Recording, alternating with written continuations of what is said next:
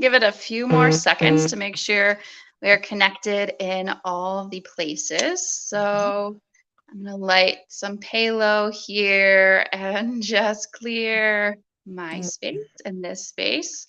As you are joining us, say hello. Let us know that you're there. If you don't already know, my name is Kaitlyn. I'm a psychic moon mentor, and I work with the energy of the moon to dive deep into the soul with women to clear energy that's no longer serving you anymore. That's an outdated cycle and an outdated pattern. And today I'm here with my friend and co author of Soul Alchemy Project, Tamara, and we're excited to mhm. share some crystal magic with you. So, Tamara, will you please Yeah. introduce yourself? Yes, I'm Tamara Childs. I work with astrology and I help highly sensitive clients recalibrate their energy so they can live a life they love. Yes, beautiful. Thank you so much for joining me today. I know we connected over crystals, and I saw one of your posts about setting healthy boundaries and a little bit about what it's like to be sensitive and intuitive and an empath. So, can you Yeah. talk a little bit more about that? Well, highly sensitives are or empaths are people who have a highly developed field. And sometimes what happens to us, often these people are highly creative. They are the caretakers and helpers of others and in their families. They might be artists. And these are people who both pull in ideas um, through the universe and create with that, or they are people who often mistake other people's energy for their own, especially other people's emotional energy. And so that can be problematic for the highly sensitives. Yeah, absolutely. And for anyone watching, whether live or on the replay, let us know in the comments, what do you identify with? Do you Mhm. find that you're very sensitive? Would you call yourself intuitive or empathic? Let us know in the comments. But um, I love that you bring this subject up because that's one of the first things I started to learn on my spiritual awakening in Mhm. 2017 when I first started. I had always shared a lot about symptoms of depression and anxiety and sort of how to, manage those holistically. And then once I dove more into the spiritual world and metaphysics and different things, I started to recognize exactly what you were just sharing about that. Hold on, wait a second. I think I'm picking up on other people's energy. Yeah, I often describe a psychically open person or an empath as a person who, you walk into the post office, you're feeling fine, you're standing in line, and then there's somebody who's got a vibe going, and you're suddenly you leave feeling less well than you did before. And sometimes this even manifests as physical symptoms. Certainly we feel it as mood. Sometimes it can feel this is really like talking about the psychic weather. Sometimes I refer to this as psychic smog, and that's a whole other topic that I can get into another time. But there's this sort of off gassing that happens with people's emotional selves where they'll have a bad mood or a crunchy moment, and they'll just sort of just that there's this energy coming off of them, and it's connected to thoughts as well, which become thought forms. And so what happens is highly sensitive people sometimes feel like they are um, weak or overly emotional. They're going through these waves, but really they're just very attuned. It's like they have a megaphone attached to their awareness. And that's something that can be trained to understand, like how to, it's like a human crystal. It's like being a human crystal. You are taking in information and you just have to understand, like, what's you, where do you end, and where does this information begin? And once you start to understand that, you don't take the energy in the world so personally, and you don't try to process it. which is kind of like putting diesel fuel into an unleaded gas tank. It just doesn't work. And so I think I'd love to have people start to clarify those boundaries and awareness of, just because I feel it doesn't mean it's mine. Yeah, and that can be really confusing as we start, right? Holly's here and she says, "I love this. So glad that you're here, Holly." Um, yeah, it can be really overwhelming. And I know what I love to teach about, and I'm sure you touch on this as well, is, reclaiming that sensitivity, letting it be a source of power for you to move forward and operate in the world. And there is hope. There are tools that you can use to help you learn more about this. And so today we want to chat a little bit about crystals, and crystals that can help you set healthy boundaries, crystals that can help you protect yourself and shield yourself. And I think one of the first crystals I bought, I've got one here, was pyrite and fool's gold. Oh, Yeah, and many purposes, but I remember first getting it, setting it on my office desk, and one, letting it be a shield for me to, almost like an energetic barrier, boundary on my desk and in my office, right? Because I worked with a lot of people who had serious mental health conditions. And once I started diving into this information we're talking about today, it's like, oh, I'm picking up on some of what they have going on. And so that can help, something as simple as just having a crystal in a room or a space near you. oh, that's interesting. I'm not familiar with pyrite, but it sounds as though it almost projects a shield. Is that about what it's doing?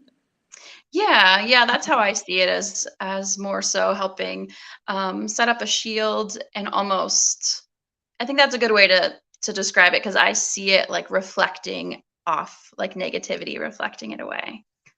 Yeah, that's what it looked like immediately to me. One thing I want to mention too, Caitlin, is that we have like rampant levels of anxiety and depression at this point in time in our society.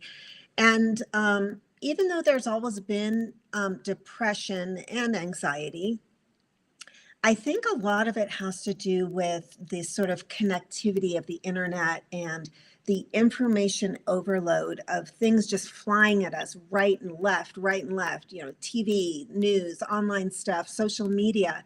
And it's so much. And I think people just don't realize, like, when they're scrolling or when they're watching like a violent show or movie, or just listening to violent stories on the news, all of that stuff is sort of like particulate matter in the energetic sphere. It just comes in and it starts to kind of like um, go into us in a way that is not, it doesn't really help us thrive, and it doesn't remind us of our origins as spiritual beings and the light that is inside of us, because there is some darkness in our world. I think we can agree. So because information is so easy to get, rather than how it was like 30 years ago, I think that it's even more important that people have protections. So Mhm. yeah, I wanted to just say that. And so some of my, do you want me to talk about my favorite tools, or you want to? Yeah, please do. Please go Oh, into okay. that. Well, actually, I want to do a little show and tell because I have some new crystals and I just want to share. So I have this beauty is lepidolite. Isn't that neat? Yes, one of my Yeah. favorites. Yeah, I have two of Yeah. those. And this helps Beautiful. a lot with lifting the mood, and with sort of dealing with chaos energy, EMFs, random stuff, vibrations that are really bothering you. And I just love this. I love that it's a sphere too. I love to hold this thing. Um, and then, of course, another really great one is fluorite, which I mentioned at the beginning. I have this wonderful, I don't know if you can see that. This is like a really dark one. My light is Mm. not too bright here, but And fluorite is a wonderful decorder. So what that just means is that when people think of you, it just sort of, it's like a little line of energy that attaches, and we get these like little cords that come in, and some of that is perfectly fine. You know, you love somebody, you're thinking loving thoughts, you're connecting, you're giving them an energetic hug. And sometimes there are people thinking of you, or there's situations that you need to detach from, right? Like work situations or skirmishes happening with somebody. And so fluoride is wonderful for, here's a little piece that's more like a, and this just helps like not allow people to plug in like their telephone wires. You know what I'm saying? So I love fluoride. It's just like I've used this forever. This was like one of the first stones I ever used. So there, Yeah, those Holly's are, saying that. yeah. Is there another one that you like before? I don't want to just dominate with all my crystals here. No worries. Yeah, I was just thinking like, ooh, I have a rainbow fluorite here. And I like that too. It's great to keep in a Yeah. study space and help Hmm. balance energy and balance divine masculine and divine feminine energies. And so it can really help practically put that creative energy to use. But yeah, Holly here is saying fluorite is a huge crystal in my life, and I immediately feel soothed with it. Yeah, I think it can help um, like desensitize a lot of that mental stimulation. I feel like, which so many sensitives and intuitives, I feel like we are just sort of wide open, our higher chakras, our higher energy systems, and so grounding down with crystals can be so useful. One stone that I've came back to recently, which may seem like a surprise because I'm all about the moon and working with the moon, but I hadn't worked with her in a while, and I brought back. I have a little tumbler here of moonstone, rainbow Oh, moonstone. nice. Yeah, which is so Mm. similarly just so calming and soothing, and also I think a big part of what we're talking about today is like getting comfortable and familiar with your own energy, right? You talked about learning and knowing sort of where you end and sort of where you extend, and so it's really important to sit with that and be comfortable with that, and know your own thoughts and your own emotions and your own energy and tools that sort of work for you. And I feel like moonstone can be a great reflection sort of piece and stone to help you sort of dive in, calm down so you can hear some of the ways that you receive Mm. information, whether it's, feeling, hearing, knowing, whatever it is for you. And I think it's, yeah, Holly here says, in therapy, I always described people as batteries, and people will plug into us without pouring into us and drain our energy. Yeah, that's such a great point, Holly. And actually, one of the other tools that I use, well, I have a few, but I love energy medicine. You can look it up. Donna Eden is the creator of it. She just works with the meridians, and there's a morning routine that I always recommend to my clients that just takes a few minutes, where you basically ground your aura, and you use your hands, because your hands are they're magnets. And so you just, you can use your hands, and one thing you can do that's real simple to prevent draining is to take your hands and then just run them all the way up your body, and you kind of do this, like you zip up. It's called the zip up. Ooh, And I like and you that. can also use your hands on your auric field, and you can, basically, they're magnets, so they're just going to pull the energy down, because sometimes when we're asleep, we're not fully grounded in the morning. So we're a little fuzzy, and it helps to ground your field, and you can just use your hands to do that. Yeah, that's a good reminder. Yeah, thank you. That our hands are so powerful. And right now, right, we're in the full moon phase or the lunar eclipse. So it's Mhm, really mhm, amplified, intensified, and a useful practice right now is releasing, right? And one of my favorite astrologers and moonologists that I follow, Yasmin Boland, she reminded me of that as well. And you can, it's like you throw away those things Sure. that are no longer serving you. Like, pluck that thought out of your head that's not Yeah. working for you. Get that energy off you. But even if you don't have any tools, you can use your hands, and it's so, so powerful. And if you have tools, great, you can incorporate those as well. I have a selenite wand here too, right? That's a great Nice. reminder of, you can just take it around, wand it over you, your aura, your energy, and release that which is no longer serving you. I love that you're bringing in some stones that I'm less familiar with, although I do have some selenite too. I have this, like a palm stone, and I really like this. And I just feel like this keeps the vibe high for me somehow. I really like this one. Also, black stones can be really helpful. I think this is a black tourmaline here. Black tourmaline, because black stones can absorb and then help transform stuff. You can also use smoky quartz. I have a smoky quartz. This is like show and tell. It's fun. It's so fun, yeah. It's the smoky quartz. And then also, I just want to share, I broke the last ring I had and I didn't replace it for a while, but this is hematite. And this was very helpful. Whoops. For unscrambling energies. I also have a bracelet on today. It's great for, it's like an unscrambler. Like sometimes I'll have just so much going on that I feel like my brain is frying, and I like hematite for that, for keeping things like organized in my mental sphere and keeping out, especially I think it helps as well.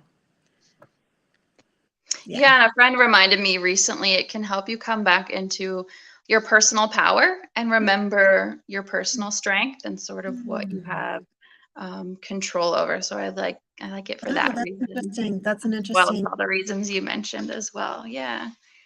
But yeah, I think you're right with selenite that it can really, I forget the words that you use, but just sort of amplify this positive energy.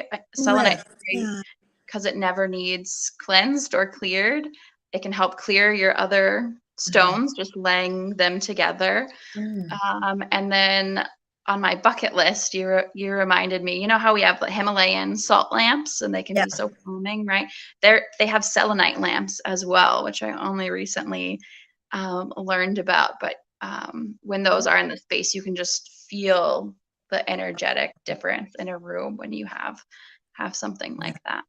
I recently took a salt bath, and I've never done that. I went to Sedona and we went into a place where we sat in these zero gravity chairs, and there was salt all over the floor, and it was all salt lamps, and it was very interesting.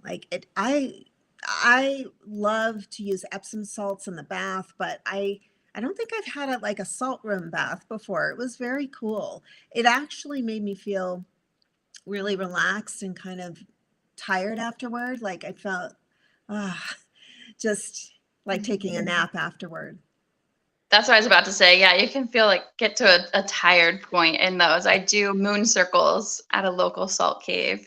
And they can definitely, very grounding, very healing, great for anyone with sort of respiratory concerns, sinuses, allergies. If you're grieving, right? Even because the lungs can hold grief inside of us, and halotherapy is great to help restore breathing in the lungs and all those things. But yeah, it can definitely be very tiring. But sometimes that's a good thing, right? Because we're in such this go, go, go culture. Yeah, especially Rest is important. Slowing down is useful. Yeah. Yeah, especially if we've been very tense, because I think that can be also another symptom of high sensitivity is holding tension, because you don't know how to have a boundary, and you're trying to get this thing to not affect you, so you kind of get tense. And so I think a lot of highly sensitive people can also feel like, oh my God, I hate shopping malls. I have to go home. I need to be away from people. I don't want to go to parties. I need to have some detox time. And I think that's another symptom is tension. So I remember that with the salt bath, the salt room, whatever we call it. It was very interesting and different. Yeah, Yeah. definitely. Yeah, and that's interesting. A client shared with me recently. We recently started working together during eclipse season. We've done 2 moon sessions, which are psychic readings and energy clearings. And the other day, she sent me a screenshot of it's an app. She must wear like one of those watches or has a tool Mhm, that helps track sort of her breathing. mhm. And her like breath rate has like decreased since we started Mhm. working together. Oh, But I was like, first, I just thanked her so much for like sharing that information because it's something I don't think about often, right? It's like I know mhm. the work that I do helps to calm and ground people, but Yeah. physiologically, right? Mhm. Some of that tension is eased. Her body's under less stress, so it's less of those short, quick breaths of stress and tension, Yeah. and more like of those long, sort of deep breaths. And so, right now, especially since we're in eclipse season, which will really carry for the next month, if not longer, when we end with the last eclipse of the year in October. You Mhm. know, explore tools of crystals, explore tools to connect deeper with your spirituality, to connect deeper Mhm. with yourself, to Mhm. work with a healer. Mhm. And yeah, I would love to assist you. My girlfriend and I are leading Eclipso to help you do exactly this, connect more with your intuition, learn how to use crystals and pick crystals personally for yourself this eclipse season. Mhm. And my girlfriend's adding Reiki this month and is going to be doing that with whoever joins. So if you're interested, you can drop Eclipso in the comments. And Tamara, how can people work with you? Where can they find you? I can be found on Facebook, Tamara Childs, YouTube, Tamara Childs, or tamarachilds.com is an easy way. You can sign up for my newsletter there. And I offer weekly energy updates. Those come through. Um, and I'd love to share one more remedy for eclipse season if I could. Please Um, do, that yes. is because I have the Bach flower essences, and I really recommend walnut are and rescue remedy. There are actually a few that are really great for highly sensitives, but when you're going through changes and a lot of not wanting to be too influenced by the chaos that's coming through other people's fields during eclipse season, you can use walnut, and it can help you just know what path you're on versus, especially if you're going through a lot of change, since we all are going through a lot of change. But yes, tamarachilds.com is the easy way. Perfect. Yes. And I'll make sure to share all the links in the comments and probably Perfect. above after we publish this live as Yeah. well. And yeah, thank you so much for diving in with me today and It's sharing fun. some of these tools. Tamara and I connected over a project that we're both in, Soul Alchemy, where we were contributors for a book. And so, if you're interested in more topics like this, want to dive in deeper, I want to invite you to join us in VIP with the Alchemists, which I'll post a link to as well. Our book is coming out soon. We are so excited. And towards the end of this month, we're going to have lots more goodies and topics like this that we're sharing. So if you're interested, I hope you join us there as Oh, well. I'm so glad you mentioned that. Yes, please join us for that. Yeah, Lots of goodies for you. perfect. Yeah. Yay. Well, thank you again so much. And hopefully we can do something like this again soon. Oh, it'll be super fun. Thank you so much. And wishing everyone a wonderful lunar eclipse. It's a Yes, lot. it's a lot. Yeah. Yeah, thank you, everyone. Chat again soon.